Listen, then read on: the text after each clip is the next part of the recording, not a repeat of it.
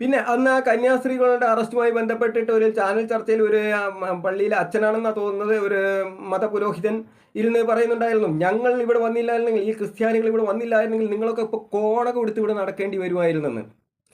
അപ്പോൾ ആ അച്ഛനോട് എനിക്ക് പറയാനുള്ളത്, ഈ കോണകം അത്ര മോശം സാധനമൊന്നുമല്ല. ഇപ്പോൾ നമ്മൾ ഈ ഉപയോഗിക്കുന്ന ഈ ജെട്ടി ഉണ്ടല്ലോ, അതിനേക്കാളൊക്കെ എത്രയോ മെച്ചമാണ്, ശരീരത്തിന് നല്ലതാണ് ഈ കോണകം എന്ന് പറയുന്നത്. അത് അത്ര മോശം സാധനമൊന്നുമല്ല. പിന്നെ ഈ നിങ്ങൾ പറയുന്ന ഈ ടൈയും കോട്ടും മറ്റേ സൂട്ടും ഒക്കെ ഉണ്ടല്ലോ, നിങ്ങളെ സംഭവമാണെന്നൊക്കെ പറയുന്നത്, അത് വലിച്ചെറിഞ്ഞിട്ട് നമ്മളെ മഹാത്മാജി ഇവിടെ വരെ കുറേ കാലം ജീവിച്ചു. എന്നിട്ട് അദ്ദേഹത്തിന് എന്താ സംഭവിച്ചത്? നിങ്ങളുടെ ഈ സൂട്ടും കോട്ടൊന്നും ധരിച്ചിട്ടല്ല വിവേകാനന്ദ സ്വാമികൾ ഇന്ത്യയുടെ പ്രശസ്തി ലോകരാജ്യങ്ങളിൽ കൊണ്ട് എത്തിച്ചത്. അതിന് നിങ്ങൾ സൂട്ടും കോട്ടിൻ്റെ ഒന്നും ആവശ്യം വന്നിട്ടില്ല.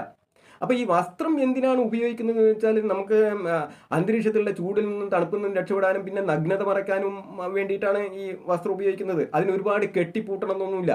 അതാണ് ഇതിൻ്റെ ഉപയോഗം. അല്ലാതെ നിങ്ങളുടെ ഈ ഒരുപാട് കെട്ടിപ്പൂട്ടി ശ്വാസം മുട്ടുന്ന രീതിയിലുള്ള വസ്ത്രം വേണമെന്നൊന്നും എവിടെയും നിർബന്ധമൊന്നുമില്ല.